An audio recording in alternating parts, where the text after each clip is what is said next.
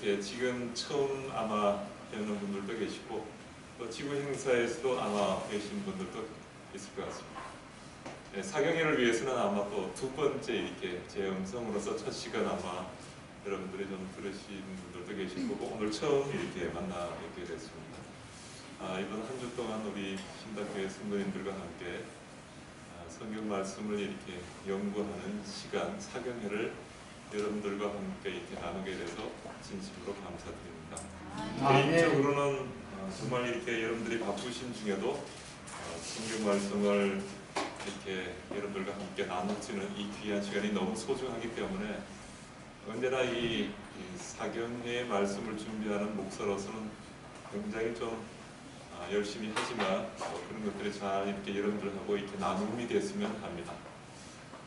서론 부분에 있어서는 이 시간 또 여러분들하고 함께 나누기가 뭐해서 제가 녹음을 해서 좀 여러분들에게 보내드렸는데요. 우리가 가야 될 물론 인생길도 있지만 그 인생길이 우리가 결국 하늘길로 이어질 수 있는 그런 삶의 소중한 가치를 우리가 한번 찾아보자라고 하는 뜻에서 이번 사경회는 하늘길 지금 준비합시다 라고 하는 주제로 여러분들과 함께 말씀을 좀 살펴보고자 합니다.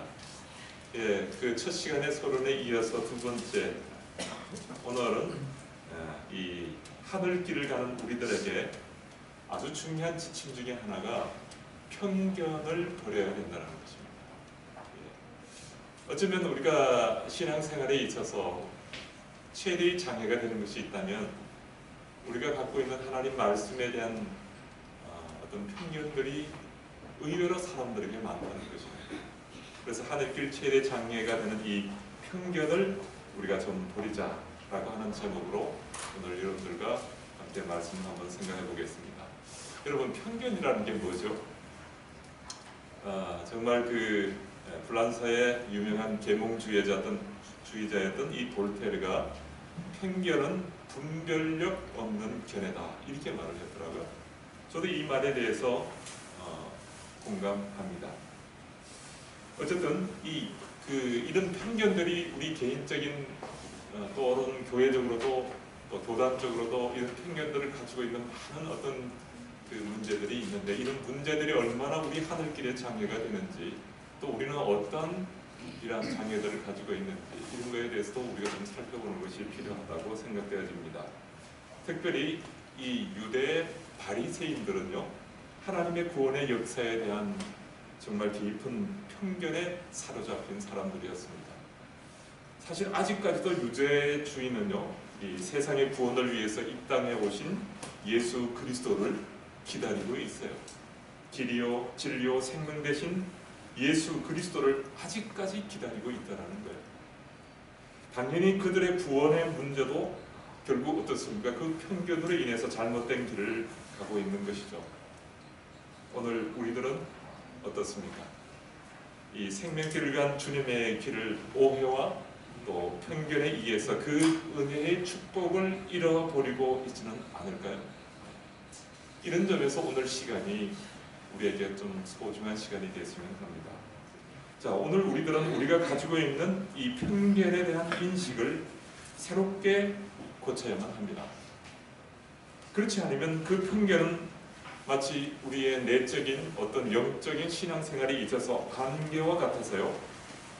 우리가 이 세상을 여행하는 동안에 우리 앞에 놓여져 있는 그 진리의 빛을 가리게 되고 또 길 위에서 만나게 되는 정말 영광스러운 하나님의 그 영광을 희미하게 만들어 버리기 때문에 그렇습니다. 네. 그래서 저는 오늘 이 시간 그런 편견에 있어서 우리가 갖고 있는 그런 문제점들에 대해서 좀 생각해 볼 텐데 여러분들 좀 어렵지만 여러분들 좀 잘 따라와 주시기 바랍니다. 여러분 이 복음이라는 게 뭐죠? 복음. 예, 복음이라고 하는 것에 대해서 이 시대의 소망 407페이지에 인간을 변화시키는 것이 복음이다라는 말을 참 저는 개인적으로 굉장히 감동적으로 읽습니다. 인간의 마음에 일어나는 변화, 곧 인간의 품성의 변화는 살아계신 구주께서 영혼을 구하시려고 역사하고 계심을 보여주는 기적이다라고까지 말씀하셨습니다. 그 기적의 역사가 복음이라는 것이죠. 정말 우리가 오늘날 살아가면서 얼마나 기적들이 필요한 시대에 살고 있는지 몰라요. 성도들 중에서도 병으로 인해서 정말 하나님의 기적이 필요한 사람들이 참 많습니다. 가난으로부터의 기적을 강구하는 기도를 드리는 성도들이 있어요. 때로는 우리의 삶 속에 여러 가지 어떤 갈등들의 문제로부터 벗어나고픈 그런 기적들이 정말 우리의 기도 속에 절로 나올 때가 얼마나 많습니까? 남북이 대치되고 있는 이런 상황 속에서 이 전쟁의 위협으로부터 이 나라를 지켜주기를 정말 바라는 수많은 우리 한국 백성들의 간절한 하나님의 섭리의 기적을 우리가 기다리고 있습니다. 그렇습니다. 이런 기적을 우리가 구하지만 정말 기적에 있어서 정말 근본적으로 기적이 뭐냐면 이런 모든 문제들이 근원이 사람에게 있다는 것. 뭐 전쟁이든 질병이든 갈등이든 뭐 이런 모든 것들이 그 근원이 인간의 내면 속에서부터 발생되어진다는 겁니다. 그런 면에 있어서 이 엘렌 G 화이트의 이 복음이라는 것은 인간을 변화시키는 것이라고 하는 이 개념은요 정말 우리에게 소중한 것이에요. 사람이 변하면 이런 모든 것들이 해결되어지는 것입니다. 그래서 사도 바울은 로마서에서 복음에 대해서 또 이렇게 말하죠. 복음은 모든 믿는 자에게 구원을 주시는 하나님의 능력의 역사하는 기별이다 이렇게 얘기합니다. 자, 우리가 한번 생각해 보겠습니다. 관계의 회복과 하나님의 능력의 역사는요, 죄로 인한 생명의 근원으로부터 잃어버린 바 된 인간이 하나님과의 관계의 회복과 그 회복을 위한 하나님의 능력을 오직 은혜로 주시겠다는 기별이 복음이라는 것입니다. 좀 어렵죠? 계속 한번 여러분들이 좀 잘 따라오십시오. 이 은혜의 진리를 유대인들이 잊어버렸어요. 한두 가지 잊어버린 게 아니라 거의 잊어버렸어요. 그리고 그들 스스로 하나님과의 이 끊어진 이 관계의 단절을 회복하고자 애쓰는 것 대신 어떻게 합니까? 물론 그들이 애썼습니다. 그 애쓰는 것에 있어서의 잘못된 하나의 어떤 길을 걸어간 곳, 이것을 바리새주의라고 이야기합니다. 예수님의 제자들까지도 그 유대인들의 갖고 있는 이 편견의 바리새주의의 그 그릇된 정신을 끊어버리지 못했어요. 그래서 제자들도 구원에 대한 편견의 마음을 자신도 모르게 가지고 있었습니다. 그래서 그리스도께서는 이런 제자들의 잘못된 생각들을 언젠가 깨우쳐 주기 위해서 늘 기회를 찾고 있던 중에 어느 날 부자 법관이 예수께 나와 이렇게 여쭙니다. 선한 선생님이여, 내가 무엇을 하여야 영생을 얻으리이까? 여러분, 이 대부분의 사람들이 이 땅에서 먹고 마시고 건강하게 사는 일에만 관심을 가질 때 이 부자 청년이 영생에 대해서 관심을 가지고 있었습니다. 오늘날도 마찬가지예요. 먹고 사는 문제에 정말 치우쳐 있는 이때 정말 진실로 이 부자 법관처럼 영생에 대한 관심을 갖고 있는 사람이 몇 명이나 될까요?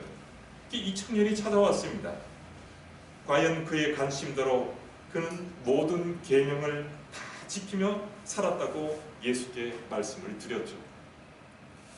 여러분, 부자가 된 것은 하나님께서 주시는 복이라고 생각했던 시절에 부자는 이 땅에서도 모든 것을 누리고 하나님도 잘 믿어가서 가지고 천국에 간다고 사람들이 믿던 시절이었습니다.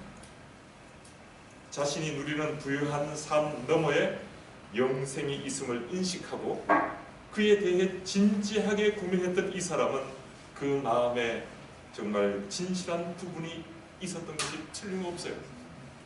예수님께서 이 부자 법관의 마음을 아주 귀하게 보셨습니다. 그리고 그에게 이런 질문을 하는 그 부자 법관에게 이런 대답을 하십니다. 내게 있는 것을 다 팔아서 가난한 자들에게 나눠주라. 여러분들이 이 예수님의 대답에 대해서 여러분들은 어떻게 생각하십니까? 오늘날 많은 사람들이 예수님의 이 말씀에 대한 제대로 된 이해를 갖지 못해요. 오히려 오해하는 사람들이 참 많습니다. 여러분, 이 부자 복권은 큰 부자였습니다. 예수께서 내게 있는 것을 다 팔아 가난한 자들에게 나눠주라. 그리하면 하늘에서 내게 보화가 있으리라. 그리고 와서 나를 따르라. 그렇게 말씀하신 거죠. 그 말을 들었을 때 이 부자 복권은 금방 큰 근심에 빠집니다. 누가복음에서는 이렇게 기록하고 있지만 마태복음에서는 그가 근심하며 돌아갔다라고 표현하고 있습니다. 한번 이 부자 복권의 이야기에 대해서 한번 생각해 보십시다. 가난한 자도 모든 소유를 여러분 내어놓기 쉽지 않습니다. 이 사르가부가 마지막 남은 밀가루와 기름 한 방울, 이제 이것을 먹고는 죽어야 될 입장에 있는 이 여인에게 있어서 이 빵과 기름을 선지자에게 준다는 것은 어쩌면 자신의 모든 배고픔에 대한 것들을 포기해야 되는 그런 일이었습니다. 하물며 이 큰 부자에게 이 뭡니까? 자신이 가지고 있는 모든 것들을 나눠준다는 것 쉬웠을까요? 여러분, 게다가 가난한 자에게 나눠준다는 것은요, 간단한 일이 아니었습니다. 대부분 부자들이 가난한 사람들에 대한 잘못된 인식이 있어요. 그 사람들이 가난한 이유는 뭐라고요? 게으르고 어리석고 열심이 없으며 또 의지가 없어서 가난하다고 생각했습니다. 오늘날도 마찬가지예요. 가난한 자들을 도와주는 것은 그 가난한 사람들을 더 가난하게 만들 뿐이라고 사람들이 믿어요. 그래서 가난한 자들에게 나눠주려면 자신의 생각부터 바꿔야 했습니다. 여기에 부자 복간이 가지고 있는 편견의 문제가 무엇이었을까요?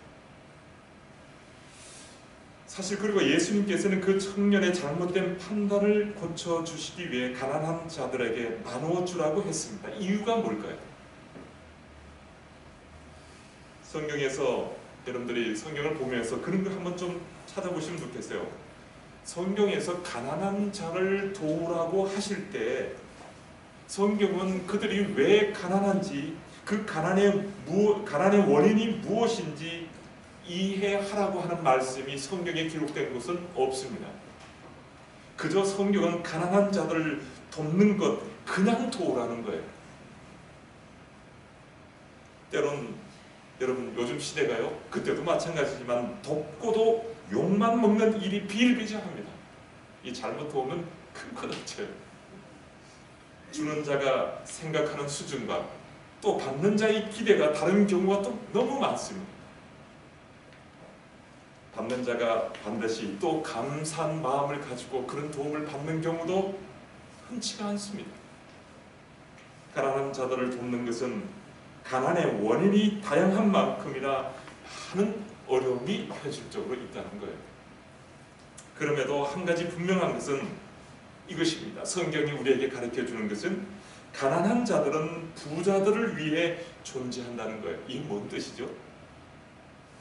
이 가난한 자들의 성경이나 하나님께서는요, 그들의 어떤 삶의 문제를 결코 지적하지 않으세요. 한 가지 있다면 이 가난한 자의 존재는 부자들을 위해서 있다라고 표현하고 있습니다.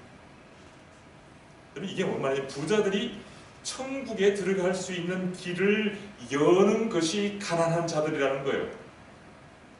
가난한 자들은 부자들이, 즉 다른 말로 말해서 천국에 들어가기 위해 디뎌야 할 징검다리라는 거예요. 성경의 말씀을 보면요, 부자들이 하늘나라의 보화를 쌓아둘 수 있는 유일한 길이 마태복음 6장에 보면 뭐라고 기록합니까? 가난한 자들에게 나눠주는 것이라고 이야기합니다. 그래서 내 보물을 하늘에 쌓아두라고 그랬죠. 예. 여러분, 만약에 부자 법관에게 가지고 있는 재산의 일부분을 떼주라고 했다면 부자 법관은 크게 근심을 하지 않았을 것입니다. 내게 있는 것을 다 팔아라고 말씀하시는 것은 너무나 그에게 있어서는 큰 도전이었습니다. 하나님을 믿고 살아왔다고는 하지만 호주머니에 든 돈이 나를 안전하게 지켜주는 보루였던 시절, 먹고 사는 것뿐만 아니라 사회적인 존경과 권세도 돈에서 나왔습니다. 그때나 지금이나 마찬가지죠. 그 돈을 다 내놓으면 도대체 무엇을 믿고 살라는 말인가요? 자, 여기서 부자 북한도 마찬가지요. 오늘 살고 있는 많은 사람들의 편견이 여기서부터 시작되는 것입니다. 성경을 보면 너희는 먼저 그의 나라와 그의 의를 구하라고 그러죠. 그러면서 주님께서 말씀하시기를 공중에 나는 새들을 보라, 들의 피는 백합화를 보라고 말씀하시면서 그들은 길쌈도 하지 않고 염려도 하지 않았지만 그들의 모든 삶에 있어서 하나님이 그들을 다 어떻게 보호하신다는 겁니다.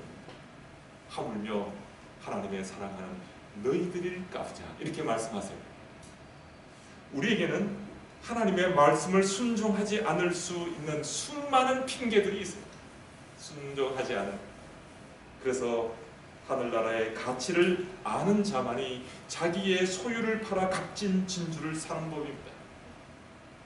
이 땅의 모든 것으로도 바꿀 수 없는 하나님 나라라는 것을 아는 자만이 그런 과감한 행동을 하게 될 것이고, 그런데 그런 사람들은 많지 않다는 것입니다. 부자 북한이 고민한 것을 보시고 재물이 있는 자가 하나님의 나라에 들어가는 것이 낙타가 바늘귀로 들어가는 것보다 더 어렵다고 주님은 말씀하셨죠. 이 말씀을 듣던 제자들이 깜짝 놀랐습니다. 왜냐하면 사실 제자들의 마음속에는 예를 들어서 다른 그 부자들이 이 땅에서도 정말 여러 많은 것들로부터의 누릴 것을 누리고 부자들은 또 천국으로 갈 것이라고 했는데, 지금 마른 하늘에 어떻게 해요? 예수님은 부자들이 천국에 들어가는 것이 어렵다라고 말씀하시는 거예요. 그랬을 때 제자들이 참 오해해서 질문했습니다. 주님, 어떻게 해서 그렇게 되는 겁니까? 우리가 생각하기에는 부자들이 천국 가기가 더 쉽다라고 생각했는데 어떻게 그런 일이 있을 수 있습니까? 그때 예수님이 하신 말씀이 이 대답입니다.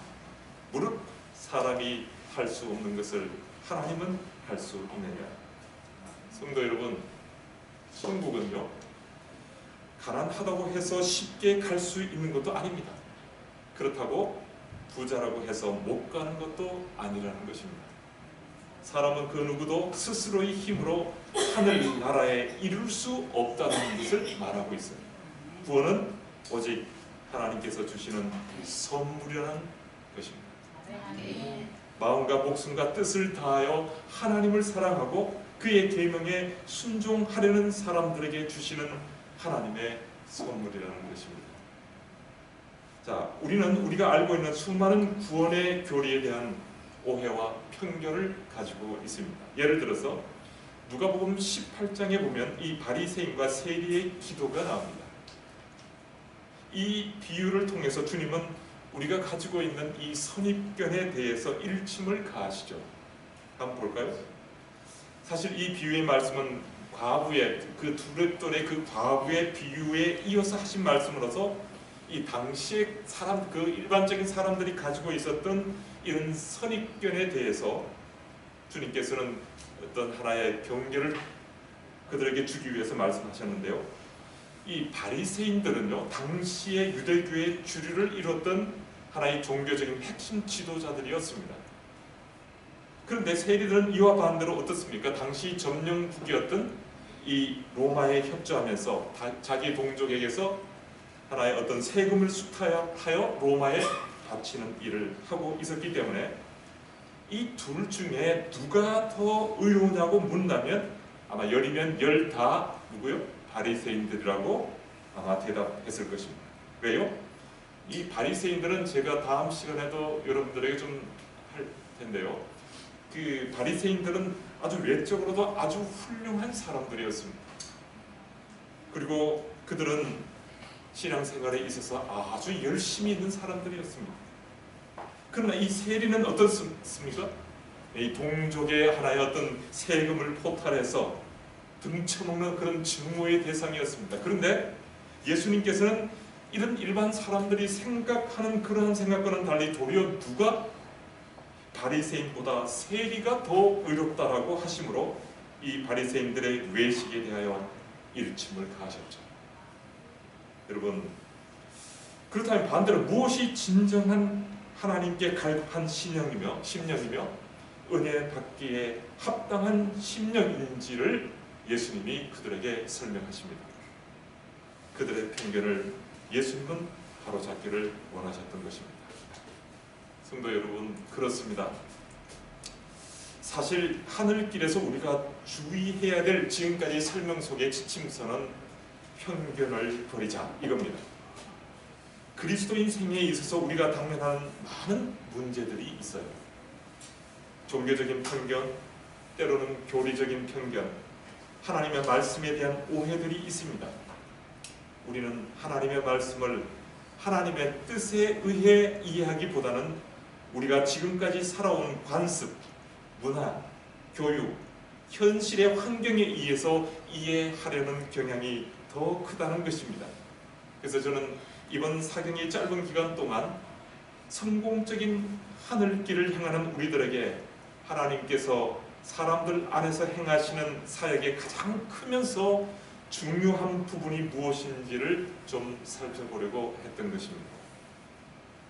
저희 성령께서 함께 하셔서 풍성한 은혜가 좀 있었으면 좋겠어요. 자, 우리가요 어떤 여행 목적지를 두고 길을 떠날 때 가장 중요한 것은 무엇일까요? 좋은 차를 타고 가는 것이 정말 우리에게 그 여행에 있어서 중요한 것일까요? 물론 그것도 중요할 수도 있어요.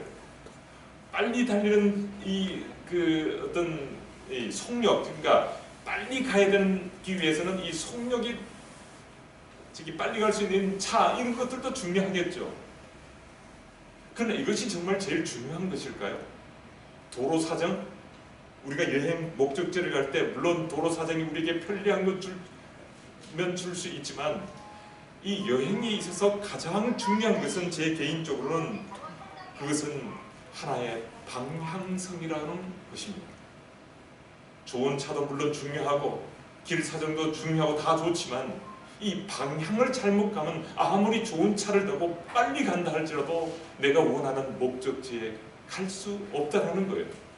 그래서 우리가 있어서 이 여행을 할 때 제일 중요한 것은 하나의 방향성, 목적지에 대한 분명한 똑바른 하나의 어떤 그 길의 방향성을 가지고 가야만 우리가 제대로 갈 수 있다는 것입니다. 이것을 좀 종교적인 언어로 좀 표현해 보면 하나님께서 우리에게 주신 구원의 복음이 무엇인가에 대한 정의를 제대로 하지 못하면 그것을 이루는 접근 방식도 다르게 된다는 것입니다. 이게 무슨 말이냐면, 자, 구원의 복음이 무엇인지를 우리가 제대로 그것을 파악하지 못하면, 타겟을 정확하게 보지 못한다면 그 구원의 복음을 이루기 위한 우리의 접근 방식도 달라지게 된다는 거예요. 잘못되어질 수 있다는 거예요. 그래서 방향에 오르는 우리의 여행을 결국 망치게 되는 것과 마찬가지라는 것입니다. 자, 예수님 시대에 그 당시를 주름잡고 있던 이 바리새인들의 견해의 가장 큰 실수는 바로 죄에 대한 그들의 정의가 잘못되었다는 겁니다. 이게 굉장히 좀 중요한 말인데 여러분들이 좀 자주자주 곱씹어보게 되기를 바랍니다. 네. 죄에 대한 그릇된 정의는 바리새인들을 의와 구원에 대한 열매 없는, 심지어는 파괴적인 정의로 이끌었습니다. 불행히도 그 문제와 그로 인한 혼란은 즉 1세기의 바리새인들과 더불어 사라지지 않고 오늘날에도 여전히 살아있어 사람들의 사상과 정신 속에 영향을 끼치고 있다는 겁니다. 여러분, 이것은요, 우리 재림 교인들도 어떻게 구원받는지를 놓고 싸움을 벌이는 데 있어서는 이 바리새인들과 못지 않다는 것입니다. 가만 봅니다. 사람들이 어떻게 구원받는지를 놓고 싸움을 벌이는데요, 예를 들어서 우리가 재림 교인들 가운데서 보십시오. 사람들은 이 구원에 대한 어떤 능력보다는 안식일 시간을 맞추어 지키고 음식을 가려서 먹고, 한 번은 제가 아주 오래전인데요, 시골의 한 교회에 사경회를 갔는데, 그때 사경회에 아마 믿음으로 말미암는 의에 대한 주제를 한 것 같습니다. 계시록 14장 12절의 말씀을 한참 이제 이야기해 나가고 있었는데, 그게 뭐냐면 성도들의 인내가 여기 있나니 그들은 하나님의 계명과 예수의 믿음을 지키는 자들이라. 이 성경 구절이 굉장히 중요한 구절이었는데, 아침 강의를 마치고 점심을 먹으러 방문을 가는데, 그날 하루 종일 두 분의 장로님이 함께 방문하면서 뒤에서 이 예수의 믿음이 예수님을 믿는 믿음이냐 예수의 믿음이냐 이걸 가지고 쟁론하는 것을 보게 됐었습니다. 저는 이번 사경회를 준비하면서 정말로 우리가 구원받는다는 것이 무엇인지, 무엇을 의미하는 것인지, 하나님이 우리를 위해서 그리고 우리 안에서 하실 수 있는 것이 무엇인지를 이해하고 쉽게 우리가 함께 생각해 볼 수 있는 방법이 무엇인지를 고민해 보았습니다. 성도 여러분, 어떻게 하면 하나님과 깨어진 관계를 회복할 수 있을까요? 그리고 어떻게 이 세상과 저 세상에서 하나님의 사랑의 왕국을 누릴 수 있을까요? 여러분, 천국의 어떤 하나의 삶은요, 우리가 하늘나라에 가서 시작되는 것이 아닙니다. 주님께서 우리에게 주신 그 구원의 복음의 놀라운 능력은 비록 이 땅이 죄악 세상이라 할지라도 여기서부터 그 하늘의 삶이 우리의 내면 속에서 시작되어질 수 있다는 거예요. 그게 시작되어져야 되고 그 삶 속이 우리가 익숙해져야만 하늘에 가서도 자연스럽게 우리는 사는데 문제가 없다는 것입니다. 여러분, 하늘길에 있어서 정말 진실로 중요한 것은 우리의 마음속에 잃어버린 하나님을 찾는 것이 더 중요하다는 것이에요. 그렇습니다. 올바른 신앙을 위해서는 우리에게 정보와 지식이 필요하지만 또한 우리의 일상생활 속에 하나님의 능력이 역사함으로 우리에게 주어진 체험적인 진리의 지식, 즉 하나님과의 관계 회복을 위한 하나님의 은혜의 말씀이 경험 속에 드러나는 생활의 지침들이 분명히 있어야 한다는 것입니다. 우리들이 당하는 일상생활 속에서 만나게 되는 수많은 투쟁이 치열함 속에서 우리가 어떻게 승리할 수 있는지에 대한 깊은 통찰은 어쩌면 이 시대의 하늘길을 가는 여러분과 저에게 너무나 소중한 것입니다. 사실은 지금도 세상에는 수많은 구원에 대한 이 지식을 내어놓고 있지만요, 그러나 그 어떤 책도 구원의 계획에 담긴 심오한 진리와 또 그 복잡한 삶의 의미에 접목시키는 일에 완벽하게 다룰 수 있는 책은 없다는 것입니다. 물론 이 재림 성도들에게 주어진 이 예언의 신 속에서도 우리들의 잘못된 편견과 오해를 통해 여러 논란들이 있는 것 사실입니다. 그런데요, 놀라운 것은요, 서로 각기 다른 배경을 가진 그리스도인들이라 할지라도 이론과 생활에 대한 본질적인 대담에 있어서는 일치한 견해를 가지게 되는 놀라운 일들이 일어나고 있다는 거예요. 그것은 하나의 신학적 견해의 차이, 어떤 교단적 차이를 넘어서 정말 진실로 우리의 삶 속에서 정말 그 본질적인 우리의 삶 속에 하나님의 놀라운 복음의 경험이 이루어지는 일에 대해서 결론이 같다라는 거예요. 어떤 것이냐면 진리는 그 열매로 알지니라는 거예요. 자, 아무리 우리 재림교인들이 진리를 가지고 있다 할지라도 우리의 삶의 모습 속에 하나님의 능력을 갖고 있지 않다면 이 진리는 거짓이 되어버립니다. 이 위대한 진리를 이 남은 교회에 하나님께서 위탁하셨지만 그 진리가 정말 지금 사람들로부터 어떻게 하나의 거짓으로 보여지는 것처럼 우리가 잘못하고 있다는 거예요. 우리가 각성해야 되는 것입니다. 그 위대한 말씀이 정말 이 시대에 드러날 수 있는 어떤 믿음의 길이 오늘 우리에게 필요하다는 것입니다. 정말 진리의 가르침을 반대하는 사람들의 특징은 조금 전에 말씀드린 것처럼 신학적인 차이를 넘어서 그들의 행동에서 증오심과 냉담함을 나타내는 사람들은 진리 위에 있지 않다는 거예요. 우리들이 자성해야 됩니다. 진리를 갖고 있는 우리들이 서로 간에 마음속에 있는 이 증오심과 냉담함, 이것을 돌아보지 못한다면 왜곡하는 진리로 인해서 하나님의 영광을 훼손하는 사람들인 것입니다. 돌아서야 됩니다. 그래서 오늘 그 하늘길에 있어서의 첫 번째 지침, 편견을 버리라. 즉 구원의 복음에 대한 인간적인 편견을 버리라는 것입니다. 그러나 편견 속에 우리의 행동이 증오심과 냉담함을 드러낸다면 우리의 믿음은 거짓이라는 사실을 우리가 꼭 잊지 마십시다. 예, 두 번째는 바리새인들의 어떤 그 견해의 가장 큰 실수인데, 바리새인에 대한 하늘길에서 두 번째 지침은 이제 바리새인에 대한 편견을 버리라는 이야기입니다. 자, 이게 뭔 말이냐면 바리새인에 대한 성경의 묘사는 우리가 성경을 볼 때마다 늘 이 부정적인 인상을 우리에게 줍니다. 예를 들어서 위선자라든지 아니면 독사의 자식이라는 이런 표현이 있죠. 이런 표현들을 바리새인들에게 쓰곤 합니다. 그러나 실제적인 모습에서 이 바리새인들은 너무 훌륭한 사람들이었어요. 좋은 사람들입니다. 그저 좋은 사람이 아니라 사람들 가운데서도 제일 좋은 사람들이었어요. 그들은 도덕적으로 바른 사람들이었을 뿐만 아니라 하나님을 찾는 데 있어서는 정말 열심이었습니다.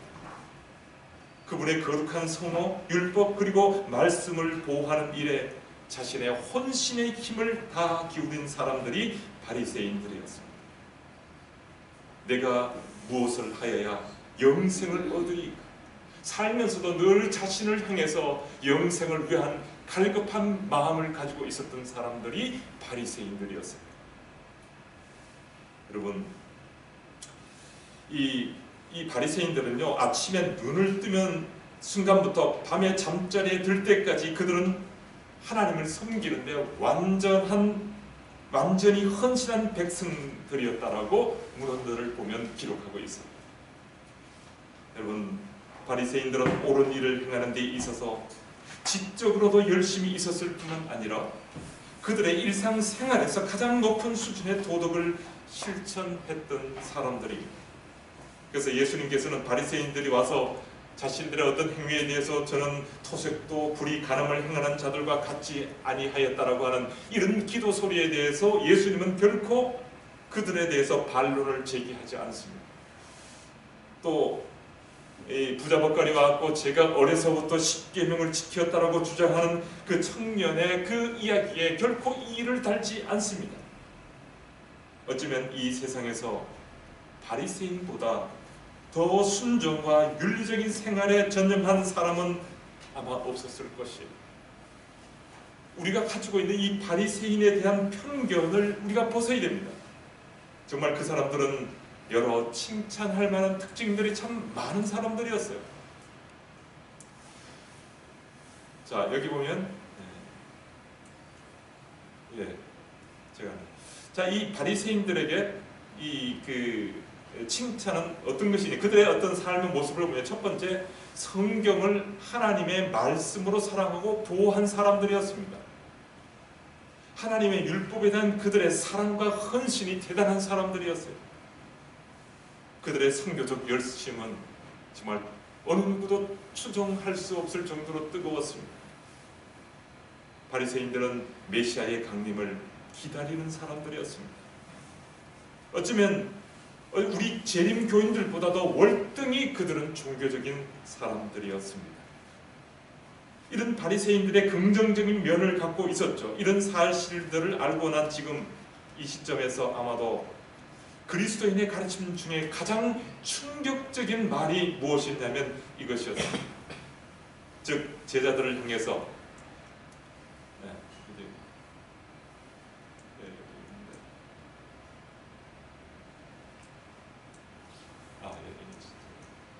무엇이냐면 제자들에게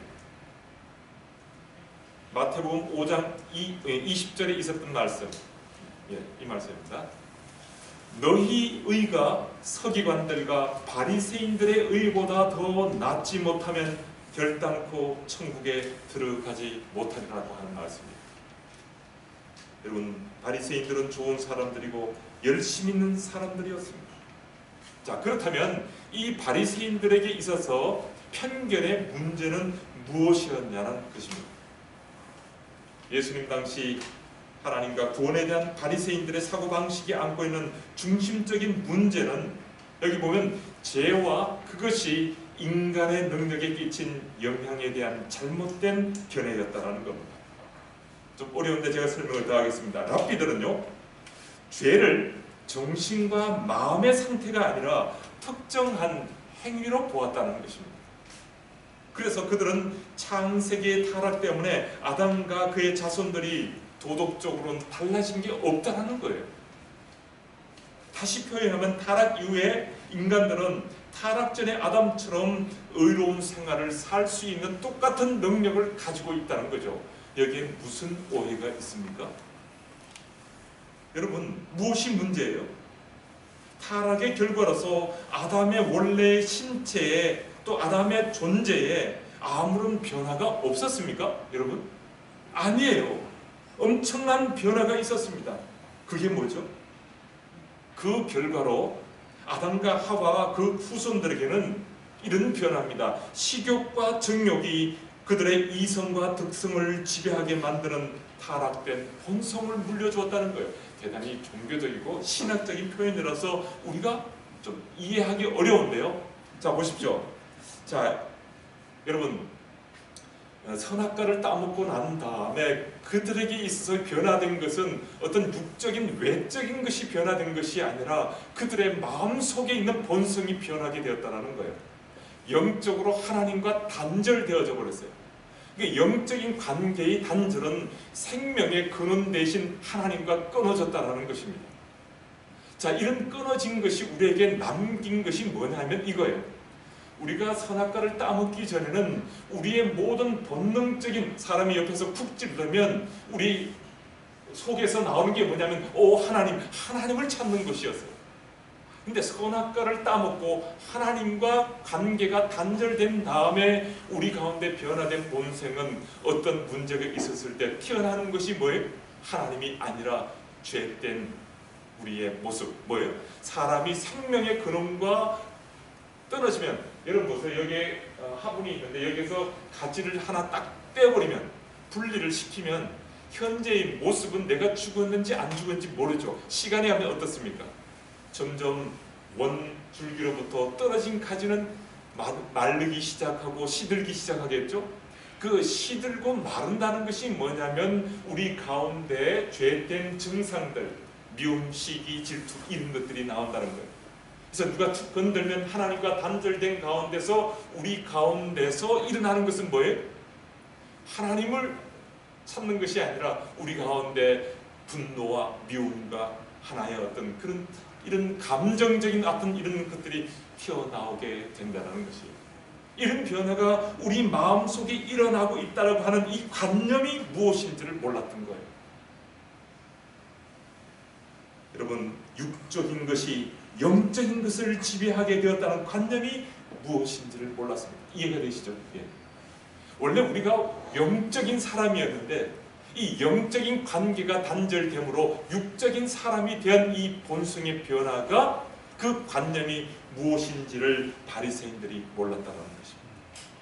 그래서 그들은 선을 행하려는 의지도 연약해지지 않았다고 잘못 생각했죠. 그래서 악을 행하려는 충동은 하나님께 대한 봉사와 율법을 연구하고 묵상함으로, 그리고 그 율법을 일상생활에 적용함으로써 인간이 가지고 있는 이 자유의지의 선택력으로 통제할 수 있다고 하는 것입니다. 여러분, 인간이 가지고 있는 자유의지가 선악과를 따먹기 전에는 본능적으로 하나님께 이것이 가게 됐었어요. 근데 선악과를 따먹음으로써 하나님과의 관계가 단절되므로 이 자유의지가 스스로의 의지의 선택으로 전락되어 버린 육의 사람이 되었다는 거예요. 그래서 스스로 이 선택력을 통제할 수 없어요. 왜요? 생명의 근원으로부터 떨어진 인간 본능에서 일어나는 것은 뭡니까? 죽음의 증상들만 나오게 되어 있는 거예요. 미움, 시기, 질투, 살인, 이런 것들이 그 다음 아담과 하와의 첫 아들이 살인죄를 저지르죠. 줄기차게 노력하는 것이 의로운 사람의 표시이자 특징이라는 편견에 사로잡혀 있었던 것이 바로 바리새인들이었습니다. 여러분, 인간관계의 중심에 율법에 대한 순종을 놓고 있는 삶, 이것이 바리새인들의 삶이죠. 어쩌면 한때 우리 재림교회에서도 이런 하나의 신앙적인 모습들이 너무나 팽배했었어요. 그렇습니다. 유대교의 문제는 하나님에 대한 사랑과 그 이웃에 대한 사랑에 나타난 율법의 정신을 깨닫고 가르쳤지만 일상생활에서는 순종을 율법주의적으로 이해했다는 것이 하나의 그들의 편견입니다. 율법을 지키면 그 사랑을 실천하는 것으로 이해했다는 거죠. 사랑으로 율법을 지키는 것이 아니라 율법 준수가 사랑으로 오인되어졌다는 거예요. 네. 자, 그래서 우리가 주목해야 될 중요한 요점들은, 바리새인들은 의의 공의를 하나님께 두지 않고 오히려 죄를 짓지 않기 위한 율법의 세분화, 역설적으로 죄를 세분화시킴으로 죄를 일련의 행위적인 것으로 정의하게 되었다는 겁니다. 자, 오늘 사경이라서 제가 이렇게 내용이 좀 딱딱한 내용이지만 진행하고 있습니다. 여러분들 좀 잘 이해해 주시기 바랍니다. 어쨌든 이런 사실을 배운 이 부자 법관이 예수님께 와서 영생을 얻으려면 무슨 선한 일을 해야 합니까? 라고 질문하죠. 예수님의 대답은 계명에 무엇이라고 기록했느냐? 이렇게 기록했다 했더니 그대로 행하라 했습니다. 부자 법관은 이미 다 그런 것들을 지켰다라고 했죠.